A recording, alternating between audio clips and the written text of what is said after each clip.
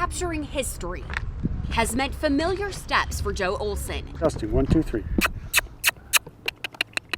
Each time preparing to dip a hydrophone underwater to reveal the soundtrack beneath, giving him a front row seat to historic marine milestones. And the hydrophone doesn't have to go very deep at all before you can hear the sound. Olson has spent decades designing, building, and deploying tools to capture underwater calls and noise. If there were orcas and they were calling and they were a mile away, we would hear them as well. At this urban marina in Seattle's Ballard neighborhood, he captured the sounds of small creatures living near docks, a sample he played back for us to show how it all works. All these are the bivalve sounds. He uses these spectrograms to visually demonstrate recordings and help us better understand what we're hearing. Now she's whistling. Hear that squeaky? Yeah. There's a real...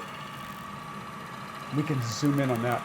This sound from a cold morning in 2002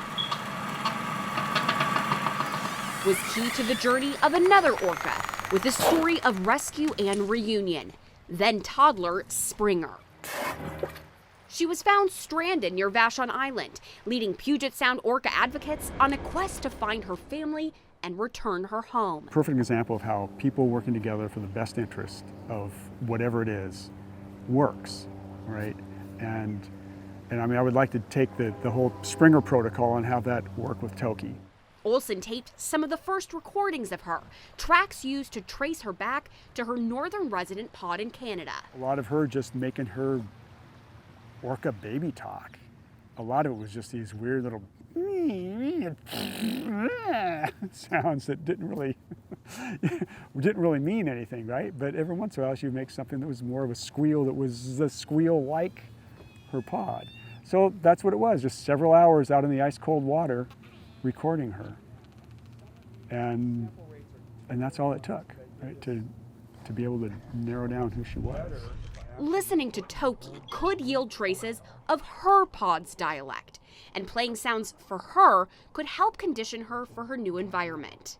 Oh, I think she'll definitely get relief. She'll definitely get relief by being in the natural waters here. Even with the vessel traffic that we have, I think it's not going to be nearly as bad as what she's been exposed to for the last 50 years.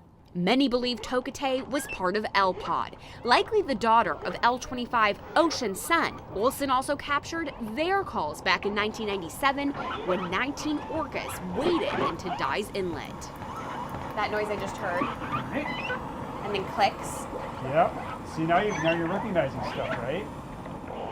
Work aimed at better understanding how orcas communicate in hopes of helping to restore their well-being. It's way past time for us to start making things right again. And my hope is that by this really simple act, it may be complex in the logistics, but it's really a simple act of just Erica Zucco, bringing somebody home. King 5 News.